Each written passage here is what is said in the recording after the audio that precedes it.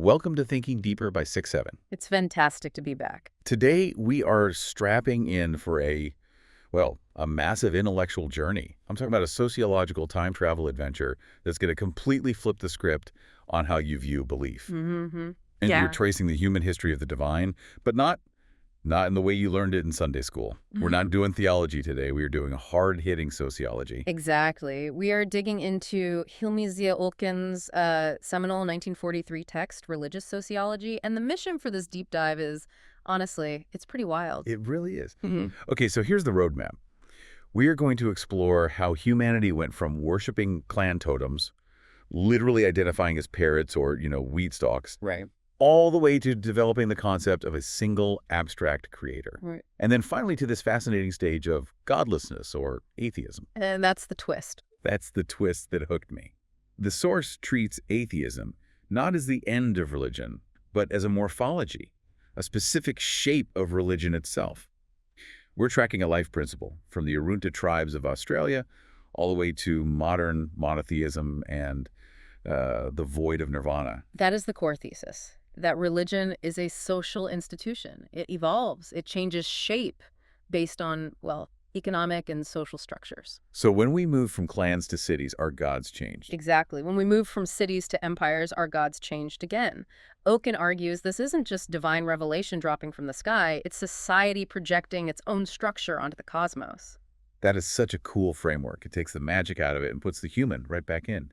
It explains why we believe what we believe at different points in history. It really does. Okay, so before we jump into the first segment, and trust me, you want to hear about how atheism fits into this religious ladder? I just have a quick favor to ask. Sure. If you like my channel, please subscribe and press the like button. It really, really helps us keep these deep dives coming. So, shall we define what we're actually talking about? Because religion is such a loaded word. Let's do it. Segment 1, defining religion.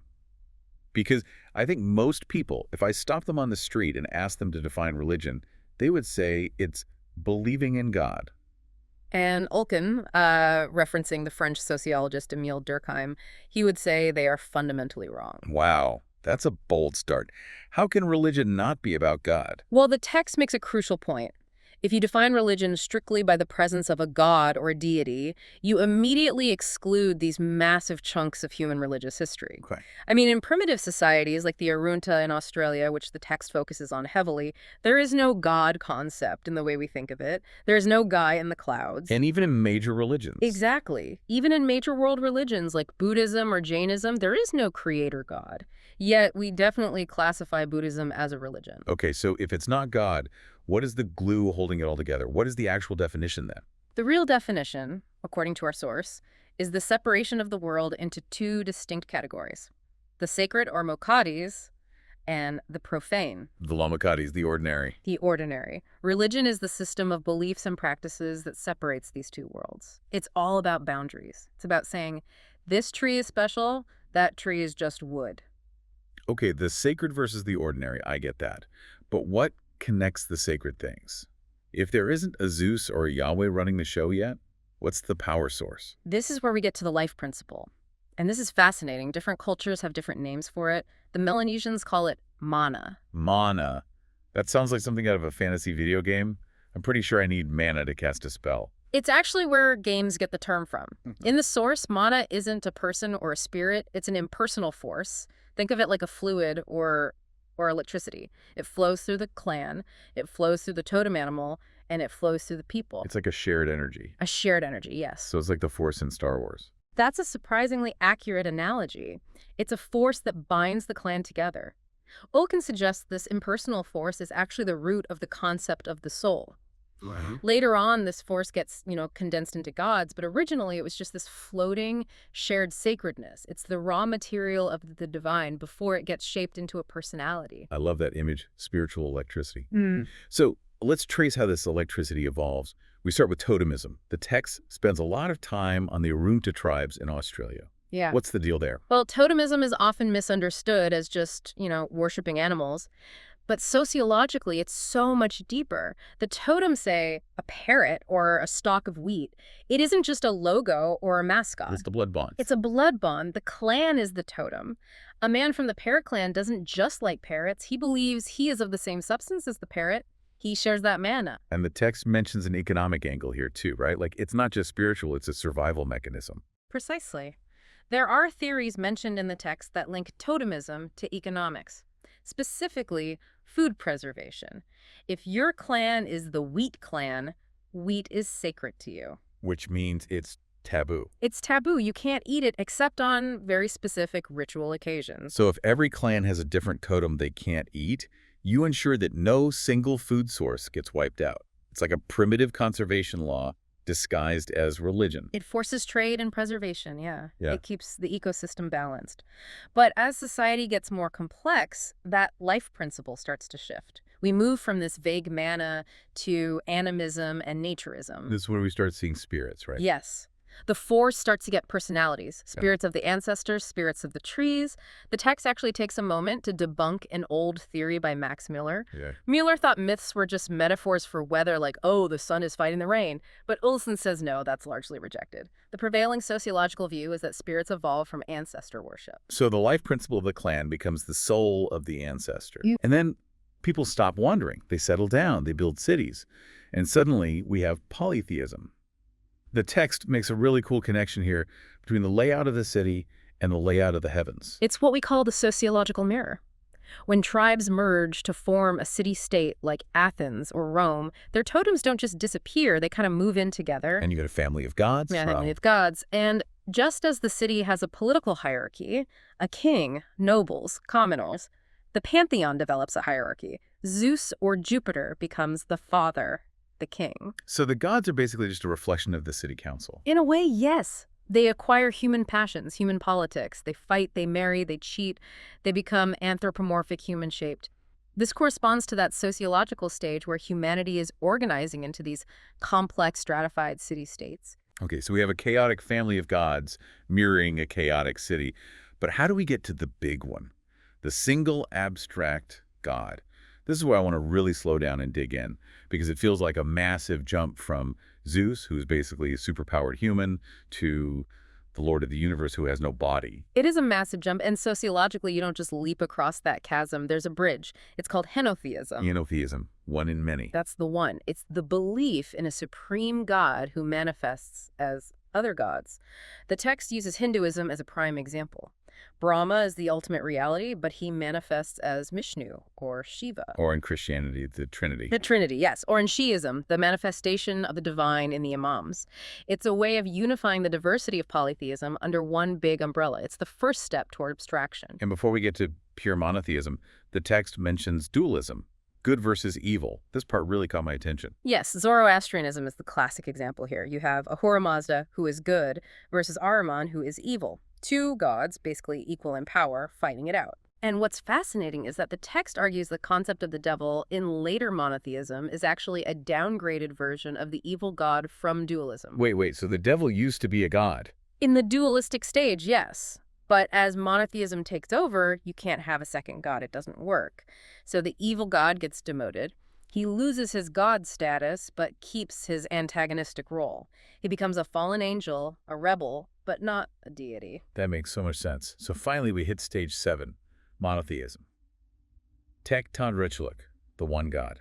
The text focuses on the evolution of Yahweh to explain this, and this part was really interesting because it shows God evolving with the people. It's a perfect case study in sociology. Yahweh didn't start as the universal God of the universe. Sociologically, he started as a clan god. He was a jealous, warlike god of the Israelites. He fought for his people against other gods. Exactly. He's a partisan god. He had a specific team. Very much so.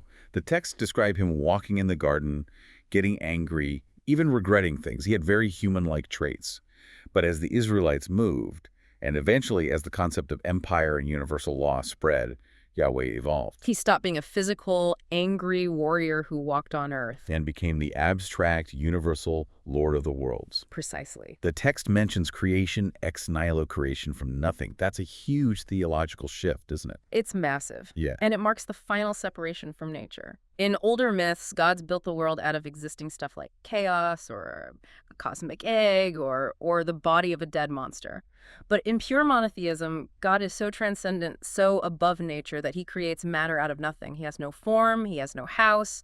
The temple becomes just a meeting place, a mosque or a synagogue, not a residence. And sociologically, this matches the empire phase. It mirrors it perfectly. Mm. When you have a vast empire with many different people, think Rome or the Ottomans, you need a universal law that applies to everyone, regardless of their tribe.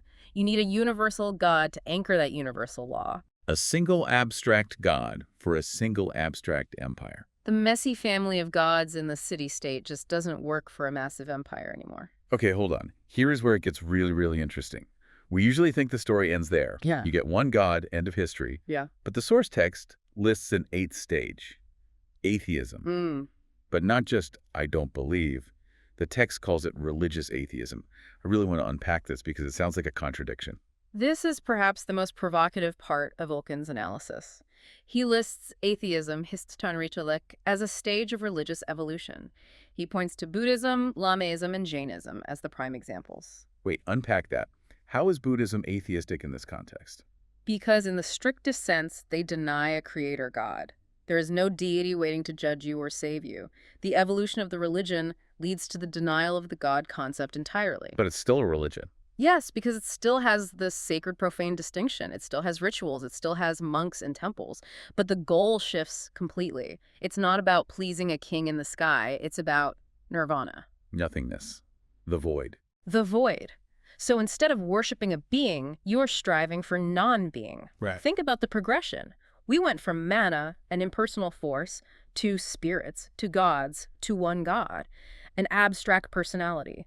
The final step, according to this view, is the removal of the personality entirely. So virtue and self-sacrifice aren't done to get into heaven. No, or to please a lord. They are done for the sake of virtue itself, or to extinguish the self, to achieve non-existence. So atheism here isn't about science or secularism. It's about a spiritual maturity that moves beyond the need for a parent figure. That is how the source frames it. The text is careful to distinguish this from philosophical atheism, which is just rational disbelief or materialism. This is religious atheism. It's a spiritual path that leads to the dissolution of the God concept. It suggests that the highest form of religious evolution is to move beyond the concept of God altogether. That's the argument. That is a mind bender. Atheism as the final morphology of religion.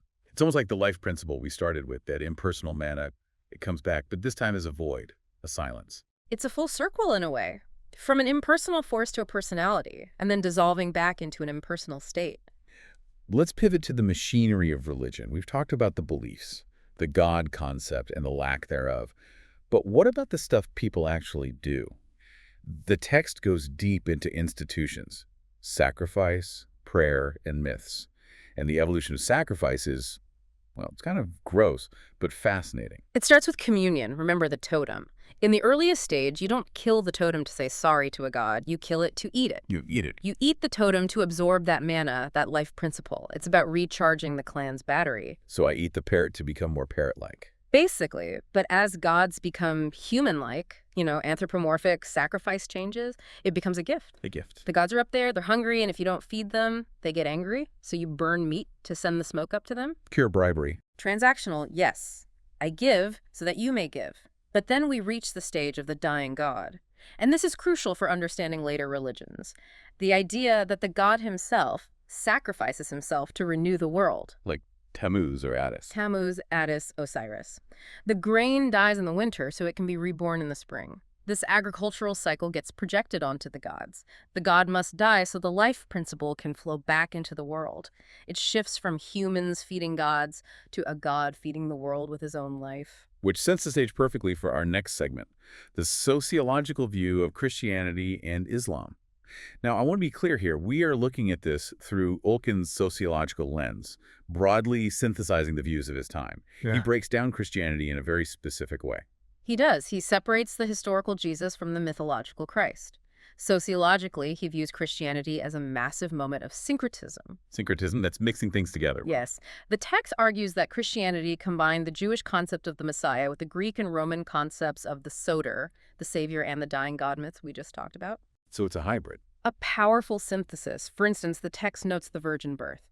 It points out that this concept was quite foreign to strict Jewish thought, but it was very common in Greek mythology. Right, like Zeus and Perseus. Exactly. As the religion moved into the Greek world, it adopted these familiar narrative structures to explain the divinity of Jesus. Right. It was the only way to make the new faith intelligible to the wider Mediterranean world. And what about Islam? Being a Turkish text from 1943, he has a lot to say here. How does he frame the rise of Islam sociologically? He focuses on the social necessity. Arabia was fragmented. You had the Hanifs, these monotheists trying to return to Abraham's religion, but you mostly had warring tribes.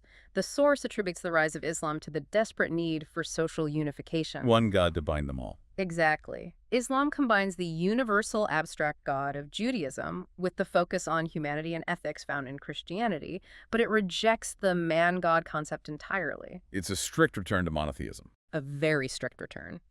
It strips away the mythology of the dying god and goes back to the absolute transcendent creator. And politically. Politically, it united the tribes against the crushing pressure of the external empires, Rome and Persia. To survive, they needed a single, strict legal and religious system. That's why Islam is so structured. It was building a civilization from scratch. The text mentions Kader fate. Yes, fatalism, the concept of total submission. Sociologically, this creates a unified, disciplined force. If everything is God's will, you accept your role in the social organism completely. It mirrors the need for absolute loyalty in a forming empire. It's a very potent social glue. It's amazing to see how these spiritual beliefs lock so perfectly into the political and social needs of the time. It really reinforces that idea of the sociological mirror. That's the core message of the book. Religion isn't separate from society. It is society, projecting its highest values and structures onto the universe. Whether it's a totem for a clan, a pantheon for a city, or a single god for an empire. That's it. So let's wrap this up. We've gone from the manna of the clan totem, that spiritual electricity flowing through the tribe, through the bickering families of polytheism, to the absolute one god of the empires, and finally to the religious atheism of Nirvana. It's a journey from the concrete to the abstract, from the blood bond of the totem to the universal law of the abstract God, and finally to the abstraction of non-existence. The takeaway for me is that none of this is accidental. We believe what we need to believe to make our societies function. And here's a final provocative thought to leave you with. The source suggests that these stages aren't just a ladder where you climb up and kick away the previous rung. The old forms never truly disappear. They just change shape. They just change shit. We still have magic, we still have superstitions, we still have ancestor worship. We just call them different things. That's true. We might not have totems, but we have flags, mascots, logos we wear on our chests. We might not have taboos about wheat, but try walking into a vegan restaurant and asking for a steak. Exactly. So ask yourself, what totems do we still hold sacred in modern society? What are the things you can't touch, the words you can't say, the food you can't eat? We might think we are in a secular age or an atheistic stage. But are we just reorganizing the same old taboos? Are we just looking for new sources of manna? That is something to chew on. Thank you so much for guiding us through this dense, fascinating history. It's a pleasure. And thanks for listening to Thinking Deeper by 6-7. We'll catch you on the next dive.